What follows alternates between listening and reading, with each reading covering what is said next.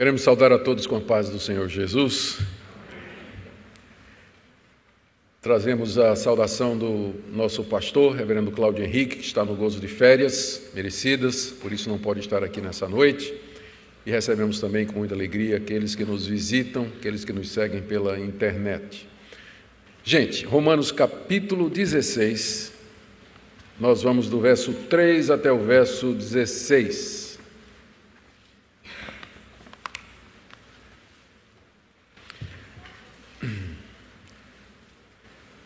Romanos capítulo 16, do verso 3 até o verso 16. Palavras do apóstolo Paulo aos crentes de Roma. Saudai Priscila e Áquila, meus cooperadores em Cristo Jesus, os quais pela minha vida arriscaram a sua própria cabeça. E isto lhes agradeço, não somente eu, mas também todas as igrejas dos gentios. Saudai igualmente a igreja que se reúne na casa deles. Saudai meu querido Epêneto, primícias da Ásia para Cristo. Saudai Maria, que muito trabalhou por vós. Saudai Andrônico e Júnias, meus parentes e companheiros de prisão, os quais são notáveis entre os apóstolos e estavam em Cristo antes de mim. Saudai Amplíato, meu dileto amigo no Senhor. Saudai Urbano, que é nosso cooperador em Cristo, e também meu amado Estaques. Saudai Apeles, aprovado em Cristo. Saudai os da casa de Aristóbulo. Saudai meu parente Herodião, saudai os da casa de Narciso que estão no Senhor. Saudai Trifena e Trifosa, as quais trabalhavam no Senhor. Saudai a estimada Pérside, que também muito trabalhou no Senhor. Saudai Rufo, eleito no Senhor, igualmente a sua mãe, que também tem sido mãe para mim. Saudai Assíncrito, Flegonte, Hermas, Pátrobas, Hermas e os irmãos que se reúnem com eles. Saudai Filólogo, Júlia, Nereu e sua irmã Olimpas, e todos os santos que se reúnem com eles. Saudai-vos uns aos outros com ósculo santo. Todas as igrejas de Cristo vos saúdam. Até aqui a leitura da palavra de Deus. Vamos orar. Nenhuma palavra da Escritura, ó Deus, está aqui em vão. Nós sabemos que estas saudações solicitadas pelo apóstolo Paulo à igreja de Roma tem um objetivo de nos instruir, de nos ensinar a respeito do relacionamento cristão, da fraternidade, do companheirismo e da obra de Deus. Nós pedimos, pois, que a exposição dessas palavras nessa noite fale aos nossos corações, que nós nos sintamos encorajados, corrigidos, instruídos, tudo conforme o Teu querer. Abençoa o Teu povo nessa noite, em todo lugar onde Tua palavra está sendo ensinada em verdade. Pedimos em nome de Jesus. Amém. Queridos, na mensagem anterior, que foi hoje de manhã, nós vimos como o apóstolo Paulo, aqui no capítulo 16, parte para a conclusão da sua carta, com algumas recomendações pessoais. Ele começou recomendando a irmã Febe, uma crente fiel, que servia na igreja de Cencreia, que era uma cidade satélite da cidade de Corinto, um porto, que tinha ajudado Paulo e muitos irmãos em Cristo. Tinha sido esse o trabalho da Febe. E Paulo, então, aqui no início, versos 1 e 2, pede que os crentes de Roma a recebam e a ajudem no que ela precisar. Febe era, com certeza, a portadora dessa carta aos romanos.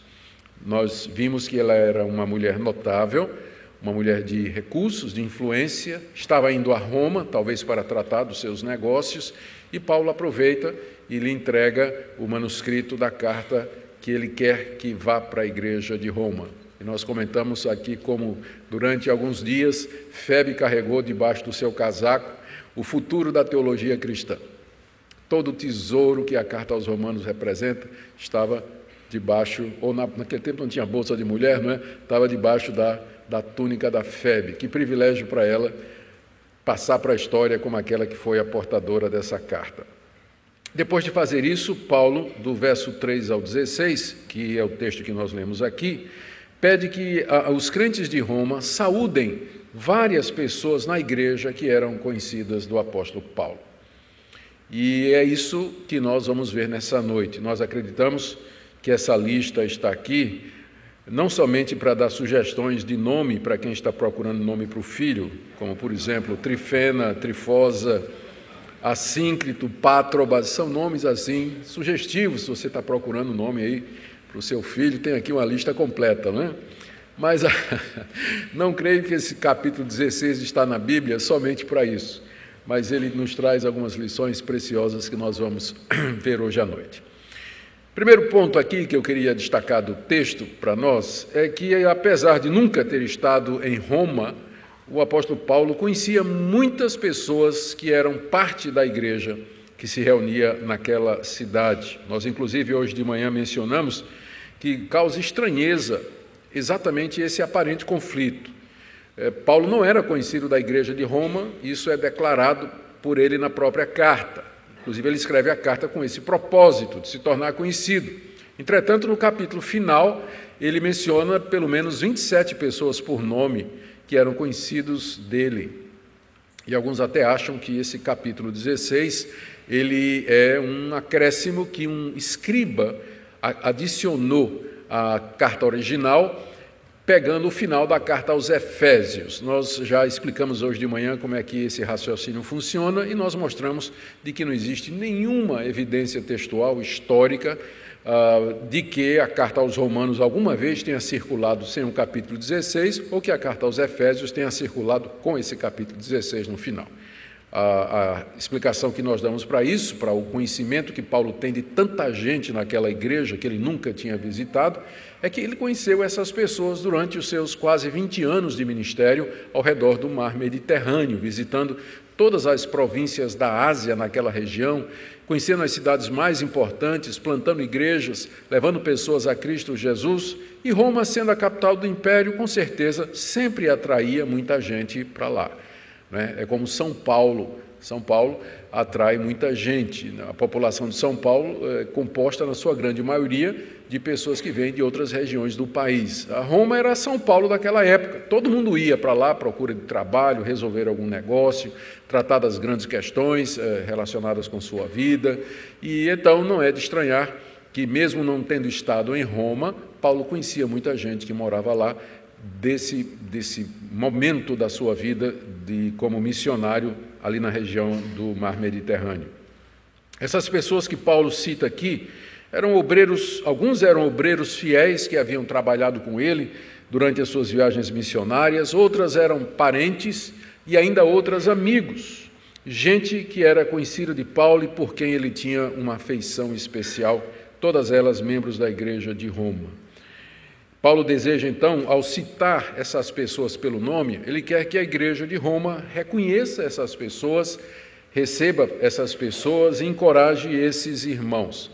E, além disso, claro, não devemos esquecer o objetivo maior da carta aos Romanos, que é estabelecer um vínculo entre Paulo e a igreja, com o objetivo de Paulo ser enviado pela igreja para a Espanha, onde ele pretende pregar o Evangelho. Então, citando essas pessoas por nome, membros lá da igreja de Roma, se estabelece um vínculo. É como se Paulo dissesse: eu não sou um total desconhecido de vocês, aí na igreja tem muita gente que eu conheço. Então, saúde fulano, saúde cicrano, esse trabalhou comigo, essa daqui foi como uma mãe para mim, esse outro é um obreiro notável. Então, com o conhecimento que ele tem dessas pessoas, ao demonstrar isso, Paulo se aproxima da igreja, estabelece esse vínculo que ele deseja fortalecer com o objetivo missionário de, mais tarde, receber o apoio da igreja para ir para a Espanha. Então, ele faz isso citando essas pessoas por nome. Em alguns casos, ele descreve de maneira resumida o que é que a pessoa fez, ou o que é que a pessoa é, ou o que representa para ele. E assim, 27 pessoas são mencionadas por nome aqui nessa lista, e das quais 12 são elogiadas pelo apóstolo Paulo. Eu queria, então, olhar para essas citações. Eu não vou seguir a sequência do texto, mas eu fiz uma classificação geral. Então, vejamos esses amigos de Paulo em Roma. Em primeiro lugar, os obreiros fiéis, gente que trabalhou com Paulo e que são destacados por Paulo mais do que os outros. A primeira dupla é Priscila e Áquila, que nós temos nos versos 3 e 5. Saudai Priscila e Áquila, meus cooperadores em Cristo Jesus, os quais pela minha vida arriscaram a sua própria cabeça, e isto lhes agradeço, não somente eu, mas também todas as igrejas dos gentios. Saudai igualmente a igreja que se reúne na casa deles. Nós tomamos conhecimento pela primeira vez de Priscila e Áquila no livro de Atos, capítulo 18, quando Paulo chega na cidade de Corinto. Diz lá a história registrada em Atos, que Paulo os encontrou, sendo eles judeus que estavam fugindo de Roma por conta do decreto do imperador Cláudio no ano 49, que havia expulsado todos os judeus de Roma. A essa altura, Priscila e Áquila já eram convertidos. Eles não haviam se convertido através do apóstolo Paulo.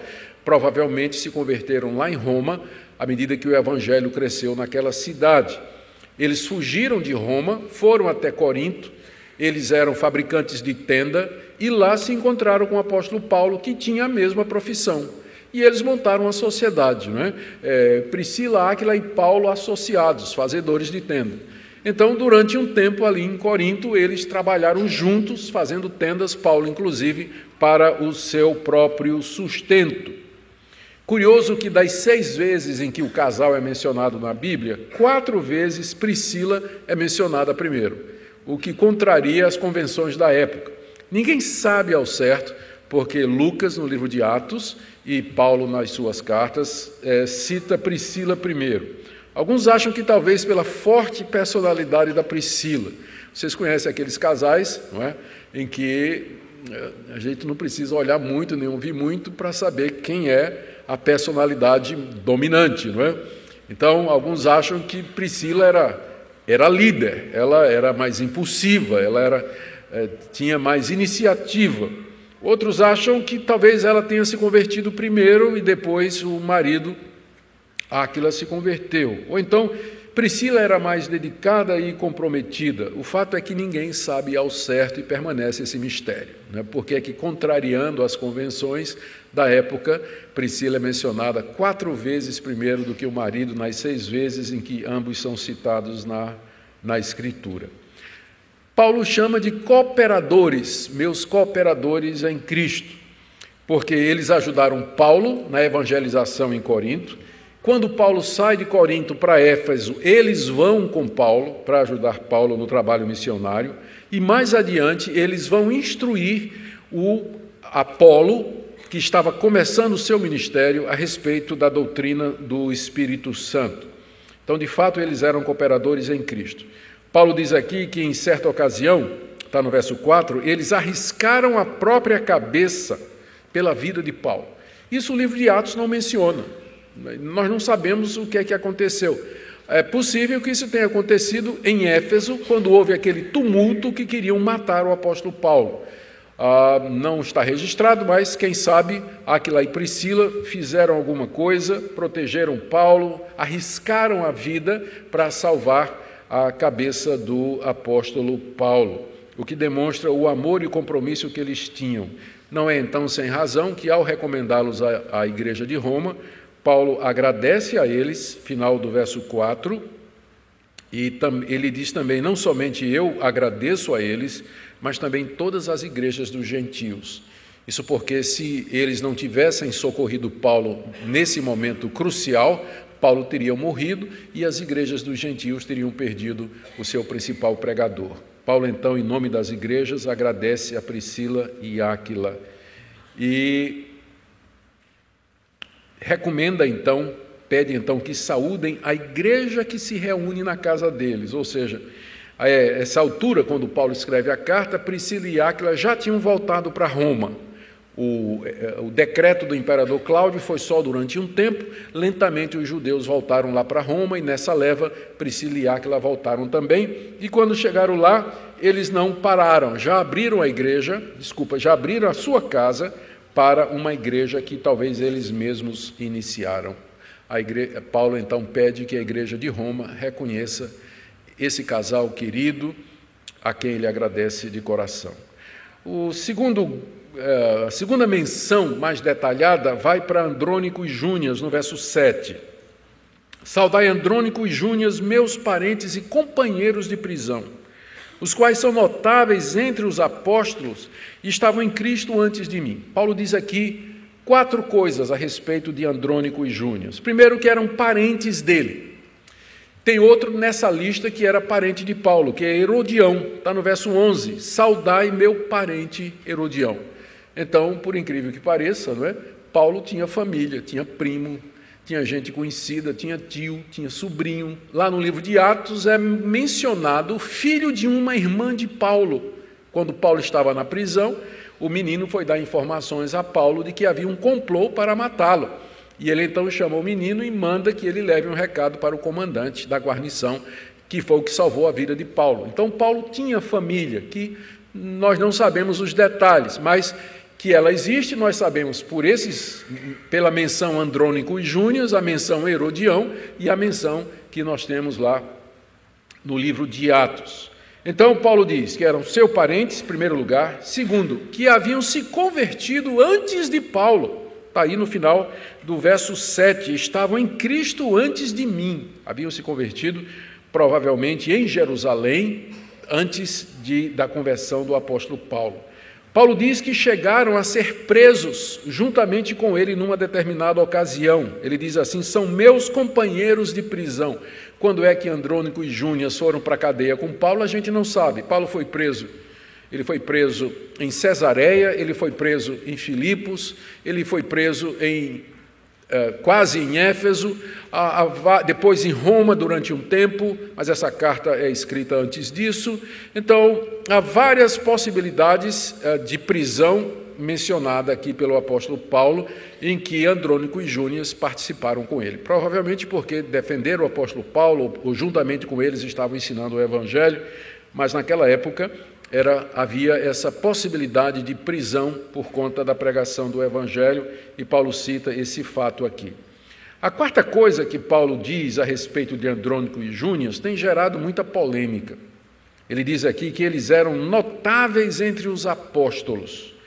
Essa passagem tem sido interpretada de várias maneiras diferentes e gerado muita discussão. A discussão gira em torno da interpretação de 3 palavras aqui. Cada uma delas podendo, dependendo de como você interpreta as outras, você pode gerar 6 explicações diferentes aqui, das quais 2 são as mais importantes que eu vou citar. Então, quais são as palavras discutidas? Primeiro, a palavra Júnias. De acordo com alguns estudiosos, Júnias não é masculino, mas é feminino, e que Andrônico e Júnias é um casal. É um casal. Então, argumento contrário é que a palavra Júnias é a abreviação de Junianus, que é uma palavra latina e que era muito comum naquela época abreviar o nome. Por exemplo, a Priscila, às vezes Paulo se refere a ela como Prisca, que era o diminutivo. Então, Júlias ou Júnias é o diminutivo de Juniano, era um homem. Mas outros dizem que o nome Júnias, ele aparece com muita frequência nos escritos gregos como sendo uma referência a uma mulher. Então, existe essa dúvida se Júnias era uma mulher ou se era um homem. Essa é a primeira discussão. A segunda discussão é a palavra apóstolo. Paulo diz que eles eram notáveis entre os apóstolos. O que é que a palavra apóstolo aqui quer dizer? Porque ela é usada no Novo Testamento, basicamente, em 2 sentidos. Primeiro, no seu sentido mais geral, de alguém que é um missionário ou alguém que é um enviado, como Silas, como Barnabé, como Timóteo, que são chamados de apóstolos no Novo Testamento. Mas o termo apóstolo é mais comumente usado para se referir ao ofício de apóstolo, que era somente dos 12 discípulos de Jesus, Judas sendo substituído por Matias, e do próprio apóstolo Paulo. Então, essa é a segunda discussão, em que sentido apóstolos é mencionado aqui. E a terceira palavra disputada é a palavra entre, notáveis entre os apóstolos. O que é que entre quer dizer aqui? Primeira opção, eles eram no sentido de bem conhecido entre os apóstolos os tinham em alta conta, ou então está dizendo, eles eram apóstolos notáveis.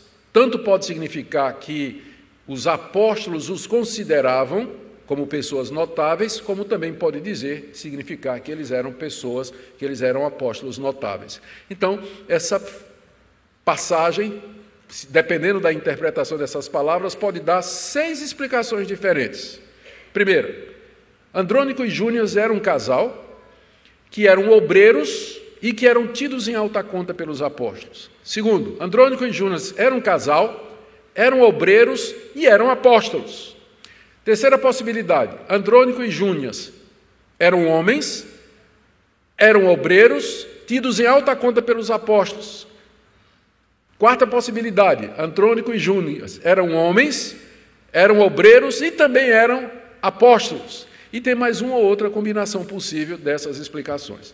Resumindo, as duas explicações mais prováveis, aliás, as duas explicações que têm recebido mais atenção são essas. Primeiro, aqueles que defendem a ordenação de mulheres, aqueles que acham que a Bíblia dá base para que a mulher seja pastora, presbítera, bispa ou apostoliza. Então, o texto é usado aqui para dizer Júnias era uma mulher e ela era uma apostoliza. O feminino de apóstolo é apostoliza ou apóstola. Não, é isso mesmo, né? Piscopisa, é porque o pessoal mistura muito. O feminino de bispo não é bispa, é piscopisa, né? Então, de apóstolo é, ou apostila não é, mas apostoliza, com certeza, né? Com certeza isso aí. Ou apóstola, que nós podemos imaginar.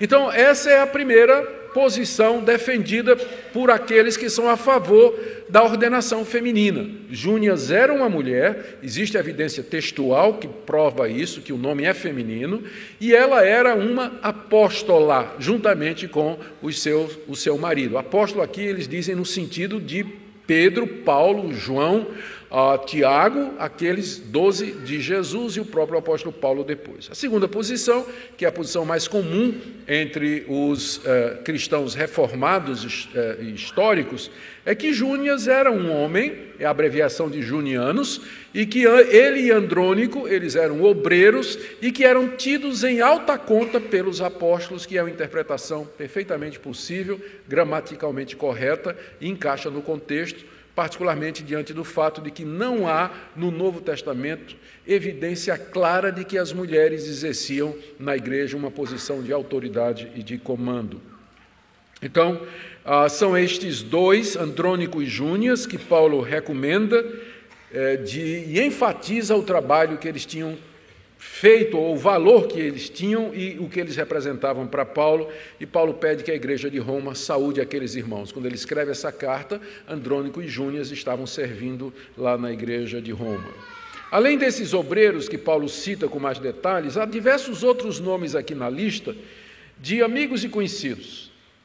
Primeiro, pessoas que Paulo cita e que o ajudaram pessoalmente, como, por exemplo, Urbano, no verso 9. Saudai Urbano, que é nosso cooperador em Cristo. Nós não sabemos nada a respeito de Urbano. O nome Urbano é um nome muito comum entre as classes mais baixas de Roma, inclusive era nome de alguns escravos. Isso aparece na literatura grega, no grego koiné daquela época, nas cartas que foram descobertas. O nome Urbano era muito comum para pessoas dessa natureza. E não é de estranhar, porque entre os primeiros cristãos havia muitos que eram escravos e que haviam se convertido a Cristo. Paulo cita Urbano e diz que Urbano era seu cooperador. Em que sentido não é dito? Viajava com Paulo, ajudava Paulo na pregação, ia e vinha fazendo coisas que o apóstolo Paulo precisava? Nós não sabemos. Depois, no verso 13, ele menciona a mãe de Rufo. Está aí, saudai Rufo, eleito no Senhor, e igualmente a sua mãe, que tem sido mãe para mim. E ele não diz o nome da mamãe, não é? Não diz o nome da mãe de Rufo. A mãe de Rufo entra para a história como sendo a segunda mãe de Paulo, mas a gente não sabe o nome dela. Paulo se refere a ela carinhosamente, dizendo, ela tem sido uma mãe para mim. Vejam que Paulo não tem dificuldade nenhuma em dizer que Febe era sua protetora e nem dizer também que a mãe de Rufo era como uma mãe para ele. Eu digo isso porque pessoas há que pensam que Paulo era preconceituoso com relação às mulheres. Mas ele reconhece o trabalho da mãe de Rufo, alguém que o apoiou, cuidou dele, talvez era o lugar onde Paulo ia para procurar refrigério, se restabelecer das feridas, das chicotadas, das pedradas, tirar um tempo de descanso. A mãe de Rufo era como uma mãe para ele, talvez hospedando e tudo mais. Esse Rufo, aproveitando, que é citado aqui, e que Paulo diz que é eleito no Senhor, provavelmente não é eleito no sentido da eleição para a salvação, mas eleito para algum ofício na igreja de Roma, talvez um presbítero da igreja de Roma, um diácono da igreja de Roma. Existe um Rufo, e é curioso, existe um Rufo lá em Marcos capítulo 15, verso 21, que era filho de Simão Cireneu, que carregou a cruz de Jesus. Se você ler o relato lá, Marcos diz assim, que quando Jesus estava saindo de Jerusalém, pegaram um homem chamado Simão Cireneu, pai de Alexandre e Rufo, a quem mandaram levar a cruz de Jesus. Marcos escreveu seu evangelho também para a igreja de Roma. Então, a conexão é muito grande para ser ignorada. Provavelmente esse Rufo é o filho do Cireneu que carregou a cruz de Jesus a caminho do Gólgota. Paulo também menciona aqui pessoas que se esforçaram com ele no Evangelho. Por exemplo, Maria, verso 6, saudai Maria, que muito trabalhou por vós. O que é que Maria fez pelos romanos, nós não sabemos. O que sabemos é que o verbo que Paulo usa aqui significa trabalhar até a exaustão, se desgastar trabalhando intensamente por alguma coisa. Outras mulheres que trabalharam se esforçando muito são Trifena e Trifosa, talvez pela similaridade do nome, elas eram irmãs, não é? Eu não sei que maldade um pai faria com duas filhas, colocando nomes como esse, mas essas palavras são palavras que têm origem grega, que significa alguma coisa perfumada, alguma coisa bonita, não é? Então, para os gregos, essas palavras soam muito bem, mas para nós é um pouco estranho. E Paulo diz que essas duas, Trifena e Trifosa, trabalharam no Senhor, e ele cita Pérside, que significa, a tradução, o significado é mulher da Pérsia, cita essa Pérside, dizendo que ela, e ele usa o mesmo verbo que ele usou para Maria, ela trabalhou até a exaustão, juntamente ao lado de Paulo, e Paulo se refere a ela como sendo estimada irmã Pérside. Ele menciona também pessoas que abriram as suas casas para abrigar as igrejas. Duas famílias são mencionadas aqui. Uma, a família que está no verso 14, saudai Assíncrito, Flegonte, Hermes, Pátrobas, Hermas e os irmãos que se reúnem com eles. Então isso aqui é provavelmente uma família. A citação aqui dessas pessoas, seguida com a saudação, ou pedido de saudação para os irmãos que se reúnem com ele. E da mesma forma, outra família é mencionada no verso 15, saudai Filólogo, Júlia, Nereu e sua irmã Olimpas. Alguns acham que o Filólogo e Júlia era o casal, pai e mãe, e que Nereu e sua irmã Olimpas eram os filhos desse casal, dessa família, que tinha aberto a sua casa para receber uma igreja também. E não esqueçamos Áquila e Priscila, que é o terceiro casal, a terceira família que Paulo menciona aqui e que tinha igreja funcionando em sua casa. E, finalmente, outras pessoas que se distinguiram de maneiras diferentes. No verso 5, Paulo diz, saudai Epêneto, meu querido Epêneto, primícias da Ásia para Cristo. Epêneto foi o primeiro a se converter na região da Ásia com a pregação de Paulo, estava morando em Roma quando Paulo escreve essa carta. Paulo lembra disso e manda recomendação para ele. Ele saúda também Apeles, no verso 10, ele diz simplesmente que ele é aprovado em Cristo. Ou seja, Paulo conhecia Apeles e conhecia um episódio na vida de Apeles em que Apeles foi testado, foi provado, passou por uma grande tribulação e ele saiu vitorioso, ele foi aprovado, ou seja, ele agiu como um cristão maduro, e Paulo diz, pode confiar nesse homem, porque eu conheço, ele é uma pessoa aprovada em Cristo Jesus, ele passou por testes e provações nessa vida e demonstrou que seu cristianismo é verdadeiro. Paulo se refere a ele como aprovado em Cristo. Outros são amigos queridos, como, por exemplo, Amplíato, no verso 8. Saudai Amplíato, meu dileto amigo. Estaques, no verso 9, meu amado. E outros são mencionados que eram da casa de pessoas importantes. Aqui no verso 10, Paulo diz assim, saudai-os da casa de Aristóbulo. Existe um Aristóbulo na literatura romana que era o irmão de Herodes Agripa I. Era um nobre romano que morava em Roma. E nós sabemos que o Evangelho alcançou a realeza em Roma. Muitos romanos de nobre posição se converteram. Então, a referência aqui é provavelmente aos membros da família desse nobre romano e que haviam se convertido e que moravam em Roma. Da mesma forma, no verso 11, saudai-os da casa de Narciso. Narciso é outro nobre romano de grandes posses que morava em Roma, aparentado de César, e várias pessoas da sua família, provavelmente convertidas a Jesus Cristo, e são mencionadas por Paulo aqui, quando diz assim: saudai os da casa de Narciso. E Paulo termina essa lista com uma exortação, no verso 16, dizendo assim: saudai-vos uns aos outros com ósculo santo. Ou seja, se saúdem com um beijo de irmão em Cristo. Essa era uma prática muito comum entre os cristãos quando eles se reuniam. Nós encontramos isso no final da primeira carta aos Coríntios, capítulo 16, verso 20. Paulo diz: saudai-vos com ósculo santo. Na segunda carta que Paulo escreve aos Coríntios, capítulo 13, verso 12, ele termina dizendo: saudai-vos com ósculo santo. E o próprio apóstolo Pedro, escrevendo a carta aos cristãos espalhados pelo mundo, ele diz no capítulo 5, verso 14: saudai-vos com ósculo de amor. A palavra ósculo significa beijo. Não era parte do culto, mas era parte da cultura e do costume daquela época. E Paulo acrescenta santo, ósculo santo, para destacar a sua pureza e a expressão de amor e fraternidade, e quem sabe um contraste com o beijo de Judas. Era uma expressão calorosa de se expressar carinho entre os irmãos. Interessante que no século II entrou na liturgia da igreja o beijo da paz. Entrou na liturgia da igreja, fazia parte do culto. Tinha uma hora lá, vocês estranham quando o pessoal diz hoje em dia: vira para o irmão de lado e dá um beijo carinhoso, né? Dá um aperto de mão. Isso tem origem já no século II, o famoso beijo da paz, que fazia parte da liturgia e que depois foi abolido por causa dos abusos, naturalmente, né?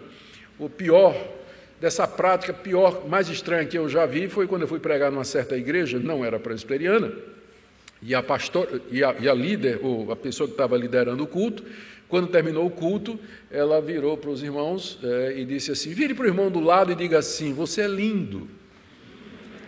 Eu olhei para o irmão que estava ao meu lado e a Bíblia diz: não mentirás, né? Não mentirás. Eu até brinquei com ele e disse: meu irmão, você sabe que eu não posso dizer isso para você, né? Diga ao seu irmão que ele é lindo, né?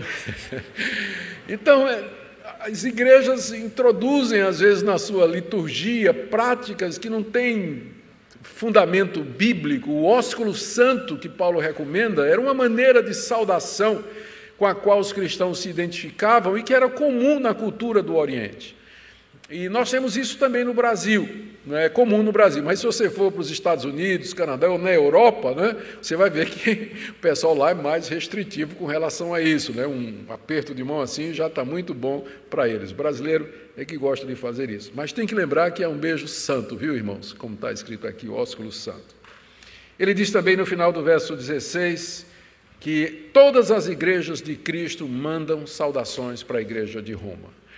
Paulo se refere naturalmente àquelas igrejas que ele fundou e que eram as igrejas dos gentios. Muito bem. Queridos, o que é que essa passagem ensina para nós? O que é que a gente pode tirar de uma passagem como essa? E esse é o grande desafio da pregação expositiva. Quando você se propõe a expor um livro da Bíblia, você tem que expor ele todo, né? Inclusive a genealogia, esse tipo de texto, a gente fica perguntando: o que é que essa passagem pode nos ensinar? O que é que tem nessa passagem que possa ser útil ou prático para nós? Eu quero sugerir 6 ou 7 coisas aqui. A primeira delas, que fica claro dessa passagem, é que a expansão do Evangelho no século I não se deu somente através do trabalho dos apóstolos, mas de uma incontável multidão de pessoas que auxiliaram no trabalho de pregação do Evangelho. Não tenha dúvida, Deus levanta líderes. Eles são necessários, é assim que funciona a natureza humana, é assim que funciona a sociedade, e da mesma forma como é na sociedade, é na igreja, Deus levanta pessoas a quem Ele coloca como líderes da igreja para levar avante o Evangelho, mas nunca foi, não é o propósito de Deus que essas pessoas façam isso sozinhas. O Evangelho, através da sua história, tem se expandido pelo mundo através de pessoas que não têm, às vezes, a exposição, ou não são pessoas públicas, ou pessoas de recursos, ou que não fazem coisas extraordinárias. São crentes ordinários, no sentido de pessoas comuns, como vocês e como eu, que Deus levanta para levar avante a sua obra. Aqui nessa lista, Paulo menciona vários que cooperaram com ele. Ele cita mulheres que se esforçaram no Evangelho inclusive até a exaustão, ele cita obreiros e missionários, ele cita pessoas que abriram suas casas para receber a igreja, pessoas que ajudaram funcionando como uma mãe para ele. A mãe de Rufo talvez não tenha feito mais nada do que simplesmente receber Paulo em casa, dar uma boa refeição para ele e oferecer uma boa cama para ele dormir. O Evangelho progride através de pessoas como vocês, não é só através de líderes, não, mas de pessoas que perfazem ou executam muitos trabalhos ou trabalham em muitas frentes para o avanço do Evangelho. Esse texto é uma prova clara disso. Segunda coisa que esse texto nos ensina é a importância do trabalho das mulheres para a expansão do Evangelho. Eu toquei um pouquinho nesse assunto hoje pela manhã, porque o assunto era Febe e o trabalho que ela fazia na igreja de Sencreia, e depois lá na casa de minha mãe, né, naquele almoço que foi mencionado aqui pelo presbítero Wildes, esperando chegar o almoço, que não foi filé com macarrão, foi um mero galeto, de qualquer forma, mas alguém me lembrou e disse: Augustus, não esqueça de que o trabalho feminino na igreja presbiteriana começou aqui na primeira igreja presbiteriana do Recife. Foi a primeira SAF, Sociedade Auxiliadora Feminina, que ela foi organizada aqui na primeira igreja presbiteriana do Recife, na igreja do Recife, o que já por si fala muita coisa por si só. O apóstolo Paulo, dependendo se Júnias é mulher ou não, cita 8 mulheres aqui nesse texto. 8 mulheres, destacando o trabalho delas, o afinco delas, que trabalharam até exaustão, que foram uma mãe para ele, que abriram as suas casas. Sem o trabalho das mulheres, o reino de Deus não teria a expansão que teve no primeiro século até o dia de hoje.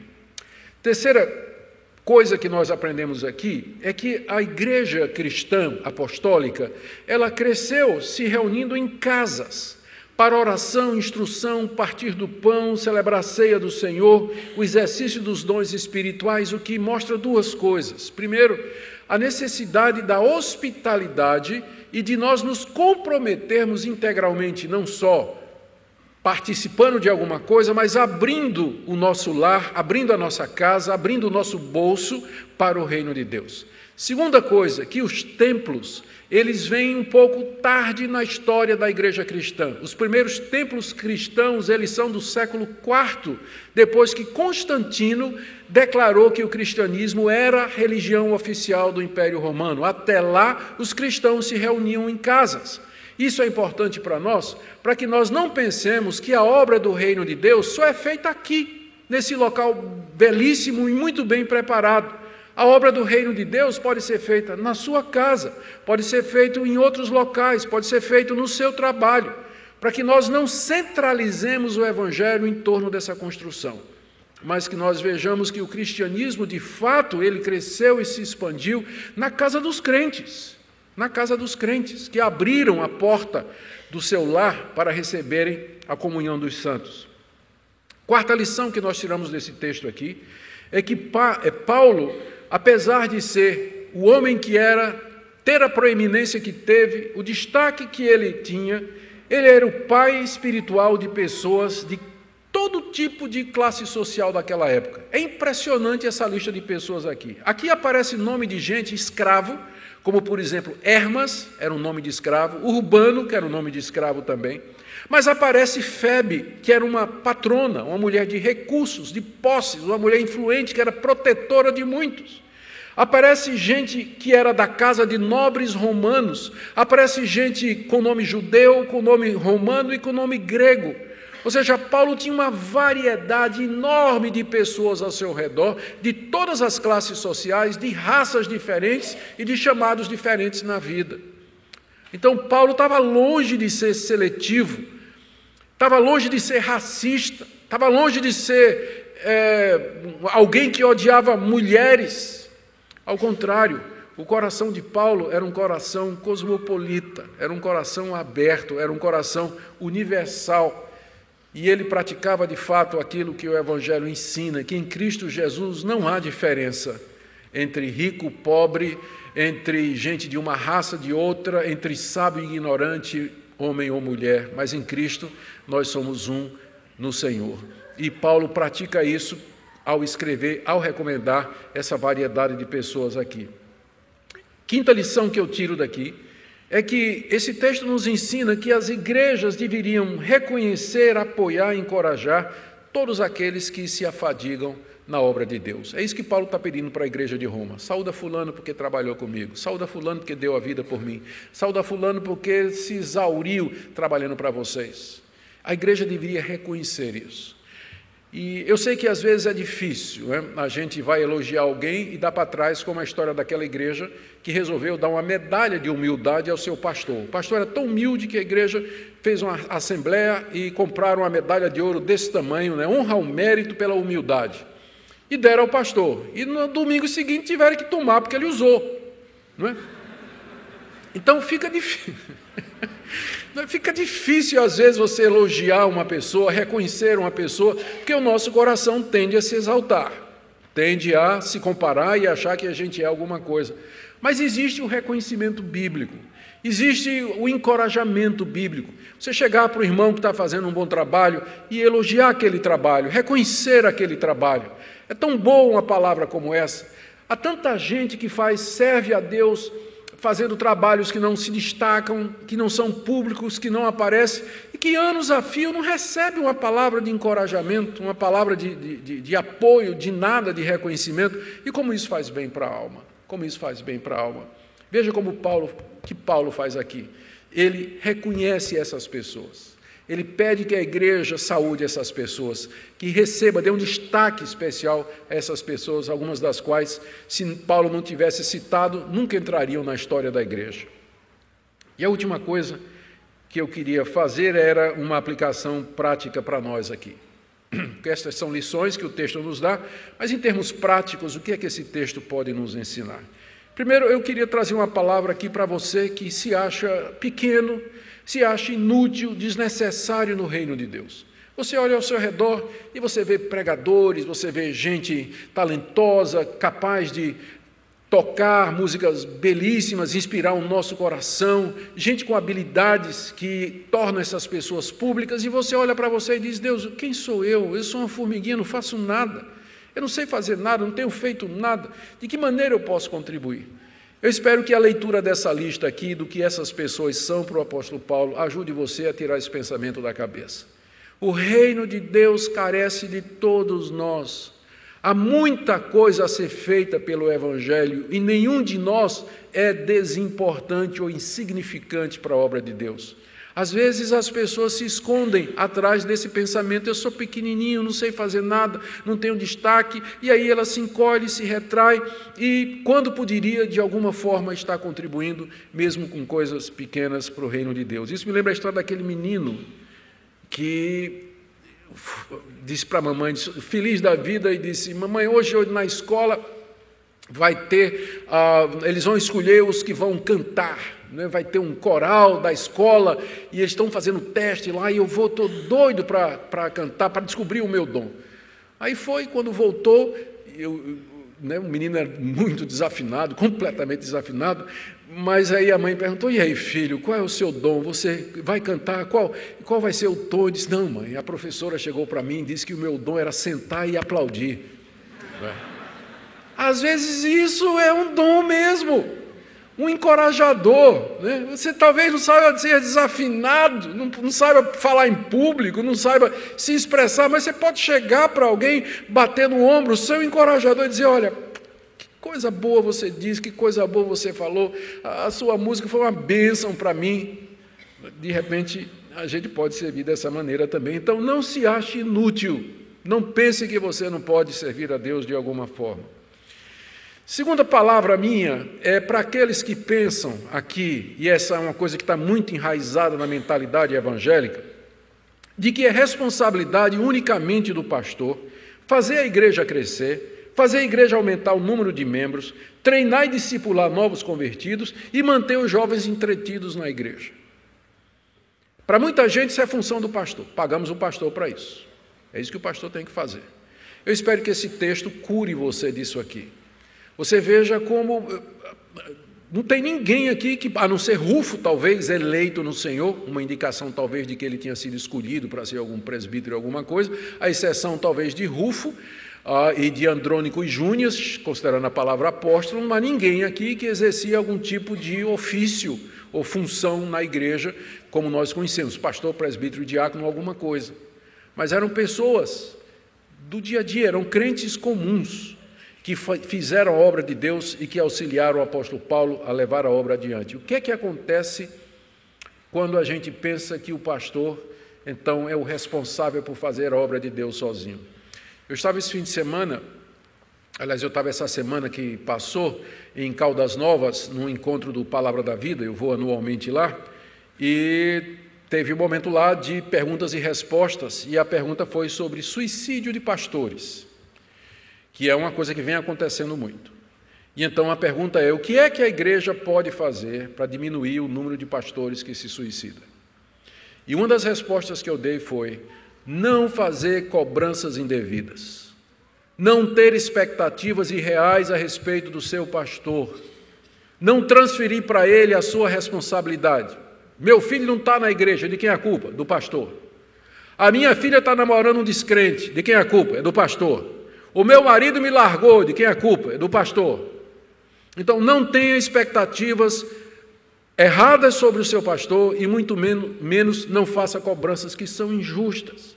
Porque o que é que acontece? Às vezes isso o próprio pastor faz, ele assume essas cobranças e como ele não consegue dar conta delas, ele se sente fracassado, ele se frustra e alguns não suportam isso mesmo e entram em depressão e alguns deles, infelizmente, acham que tirar a vida é a única opção que eles têm. Eu não estou dizendo que todo pastor que passa por isso vai chegar nesse nível, não é? Porque mesmo que tenha tido muita difusão esse caso de morte de pastores, ainda é uma porcentagem ínfima com relação ao número de pastores que existe. Mas se você quiser ajudar o seu pastor, está aqui o que esse texto nos ensina, que a obra de Deus não é feita pelo apóstolo Paulo só não, mas é feita por Andrônico, por Júnia, por Maria, por Rufus, pela mãe dele, Trifena, Trifosa, Pérside, todos eles. Não é só por Paulo. É algo que nós fazemos juntos, como cooperadores, cada um dentro da sua função. Que Deus nos ajude, meus irmãos. A última palavra é para aqueles que vêm se afadigando na obra de Deus, às vezes sem receber nenhum elogio, nenhum cumprimento. Eu não sei nem o que dizer para você. Se você é um desses, na saída me diz que eu quero te dar um abraço. Pelo menos e dizer, né, em um ósculo santo, e dizer, ô meu irmão, minha irmã, continua firme na obra de Deus, nós estamos fazendo isso para a glória de Deus. Pode ser que os homens não estejam vendo, mas Deus está vendo. E no dia certo você receberá a sua recompensa. Oremos. Ó Deus, obrigado pela Tua palavra, que é tão rica e nos ensina tanta coisa. Obrigado, Senhor, pela oportunidade de expor esse texto e trazer sua riqueza para nós, os seus ensinamentos. Obrigado por aqueles homens e mulheres que colaboraram com o apóstolo Paulo na expansão do Evangelho. Te agradecemos por aqueles milhares e milhões de anônimos que, através dos 2000 anos da história da igreja, têm ajudado a levar o reino de Deus a todas as partes do mundo. Te damos graças pelos membros dessa querida igreja, por aqueles que nos visitam esta noite. Dê que essa palavra seja uma palavra de encorajamento. Em nome de Jesus oramos. Amém.